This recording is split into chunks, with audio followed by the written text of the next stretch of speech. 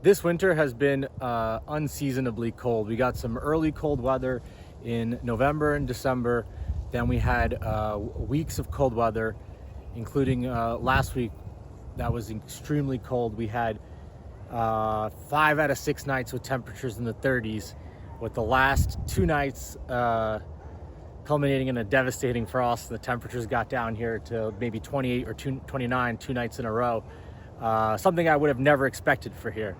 The past 3 winters, there's only been some light frost at most in isolated areas, never any sort of serious freeze. So let's start here and see what did worse than expected, what did better than expected. There was a lot of surprises all around, and I really learned where the microclimates are on my property and where the most exposed areas of my property are. I got a lot more frost damage and freeze damage than pretty much anywhere in the surrounding area, comparable to areas much further inland. I'd say probably because my area is not surrounded by built up area that's urban with buildings and roads and things that retain heat, surrounded by nature preserves, so it gets colder than the surrounding area. So let's see what did great, what did not so great. We got surprises all around. So starting out here, this is my Dipsis pimbana. It got toasty. It's fairly tropical. Rubber tree, all the leaves are frozen. To be expected in a hard freeze, but a hard freeze is not expected here. Real surprise, royal palms, they look crispy. These are native to Florida, native to this area even. So that's really surprising. But I guess in the wild, they always grow in typically like a more wet area with cypress trees that probably stays a little bit warmer.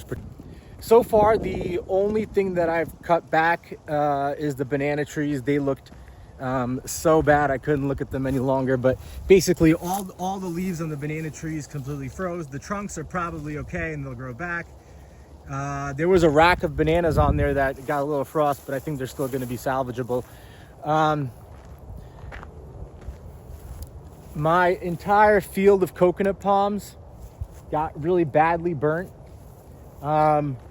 They were fine the whole cold week, but the last 2 nights with temperatures at 28, 29, and everything covered in frost, they didn't fare so well. I'm sure they'll come back, but it's going to be a big setback, and it might take till all summer, maybe a whole year for them to look nice again. I did wrap up my soursop tree the last 2 nights with the frost, and it looks terrible, but I think it has some green leaves and it probably is going to make it.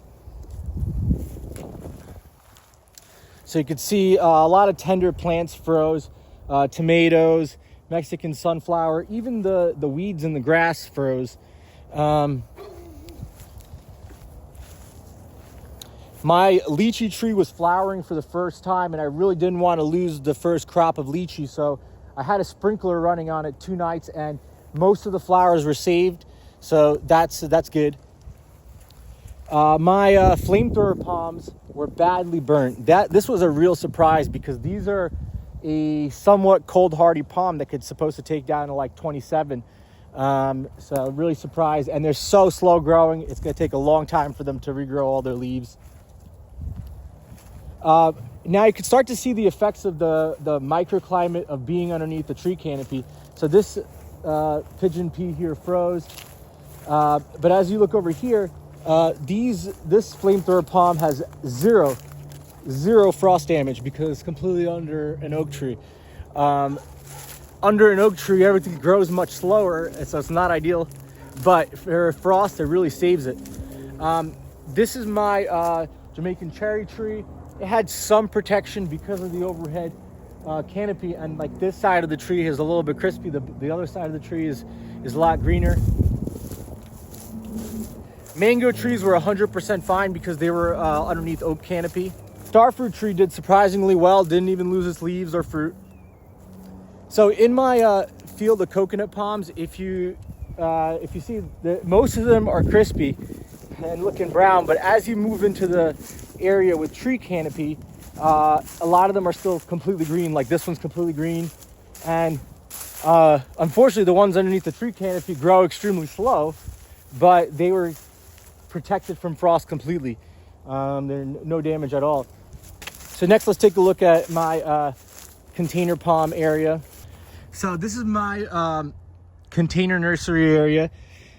I got many varieties of palms, and some things that did pretty well: Cupernicia, mule palms, Cocothrinax, they did very well. Some things that didn't do so well, Sadakentia, these two completely fried, but I have some other ones underneath tree canopy that are completely fine. These dipsis fried, these spindle palms fried, coconuts fried, bottle palms, Montgomery palms fried. Although interestingly, the very last row underneath the canopy of the shrubs is pretty much green and nothing really happened to them. Orangutan glary, very cold hardy, expected. A big surprise in terms of cold hardiness is this is some rare variety of Tychosperma, maybe Tychosperma salamensis, and it did it has a tiny bit of frost damage up there, but it did so well compared to, say, those Montgomery palms over there that got cooked. So maybe this one is worth exploring as a more cold hardy species. Triangle palm did okay. Dipsis pambana fried, bottle palm fried.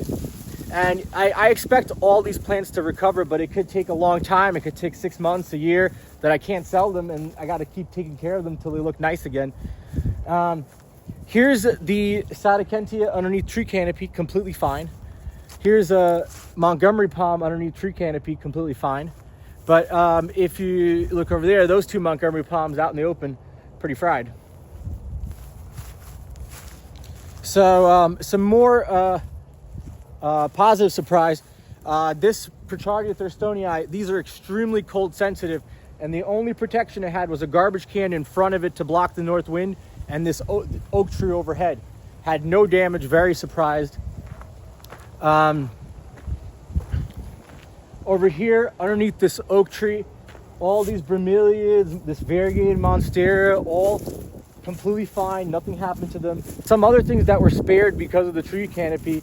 My avocado tree was flowering, no damage at all.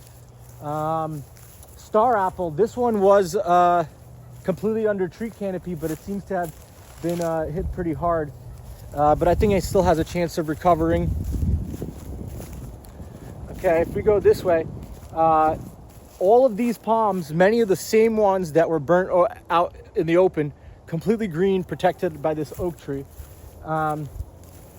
So you can see more of the microclimate action here. So this Christmas palm, this papaya didn't even freeze, nothing happened to it. That's under an oak tree.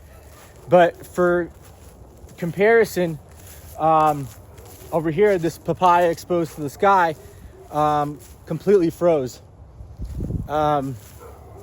This dwarf beetle nut palm, I moved it inside the greenhouse last minute, and I'm glad I did. This Dracaena corn palm, the top froze, bananas froze, papayas. Even got some frost damage on these bromeliads. This was a little bit sad. These travelers palms, they held up so well that whole entire week of temps in the 30s, but the last two nights at 28, 29, specifically the last night, the second night of 28 and 29, they couldn't take it.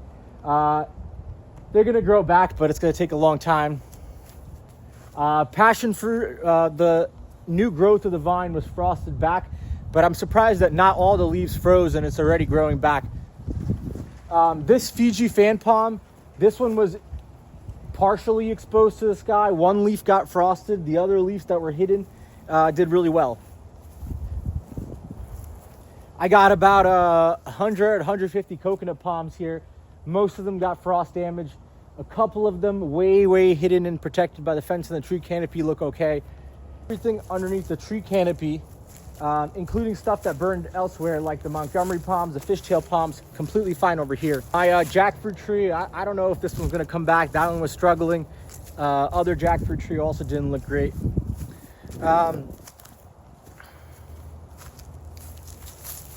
This is my Adelaide Cahoon, the American oil palm. This one, right after the frost, it looks still green, but a couple of days later, it started to brown, and this one's one of my favorites, and this one's a really slow grower, so it's just a little upsetting, but I think it's going to make it just a little bit of a setback. Over here by the house, it's interesting that this egg fruit and this Robellini palm, nothing happened to it, but I was cranking the heat inside the house, and it's old, not very efficient, so I'm sure the heat being lost from the house keep them warm.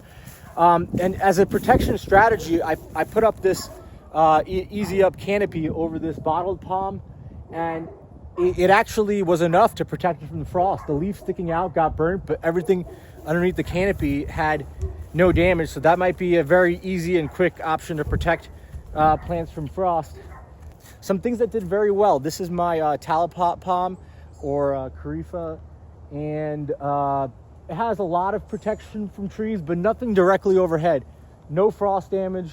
Very happy about that. This one's another slow grower. So let's look over here.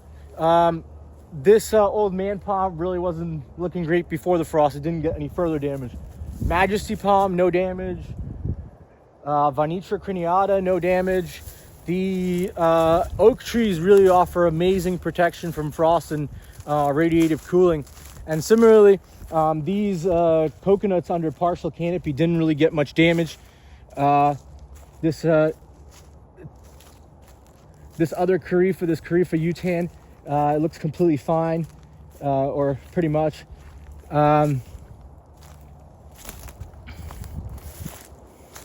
Over here, once again, even that banana leaf still green from being underneath the oak tree canopy. Over here by the pond, most stuff looks pretty good. You know, I realized that in these, I've always thought that water is a good microclimate and helps keep places warm. But a little tiny farm pond, especially almost dry in the dry season, does almost nothing to protect it. Maybe it'll protect plants 1 feet away from the water. But that's about it. This Fiji fan palm did surprisingly well because last year it defoliated from just like a bunch of nights in the 40s, but I did pile some leaves around it, and that probably helped. Over here, things did surprisingly well. Fiji fan palm over there is alive. Majesty palm still completely green. Over here, these coconuts, this one got a little bit burned, this one had no burn. This banana is still green, and that's all because of the oak tree canopy. But this papaya got hit, so it's kind of like hit or miss. But these other papayas that were very dry, but very well protected, still have leaves in green. So over here, I was actually surprised the level of damage. These thatch palms, they're Florida native, got burnt. These world palms, once again, Florida native, got burnt. And yesterday I went hiking in a nearby park, and I noticed that there's other native vegetation on the more tropical side, like pond apple, that got badly burnt even in like in the natural environment because of how rare such an extreme cold is. And it's the first time it got to freezing in Havana, Cuba, and it's the coldest day in my area in over 20 years, and maybe one of the longest stretches of cold ever. But this whole row of palms here, they got burnt bad. So in part, I think what happened is heating the greenhouse. All the heat rising from the greenhouse might draw cold air right next to the greenhouse. That's my theory for why this area got hit like as one of the worst. All these Montgomery palms, some other which are very tropical, so that's not too surprising in the coconut. But one that's surprising here is this Arcanophoenix tuckeri. They're a little bit cold hardy, so that one didn't expect to burn so bad. And in this row, there's one Fiji fan palm, and this one, the first night of the freeze, I left it uncovered. The second night of the freeze, I covered it with a garbage can, but it was too late and not enough. That one might be the only one in this row that might not make it. The rest of them, some of them are, already showing some green. Everything in the greenhouse was fine, but I made a last-minute decision to bring in my acai palms after they had the tiniest bit of bronzing on the leaf that you can see still here. And I think that's the only reason I saved them. and they're one of my favorites. I hope to get some fruit one day.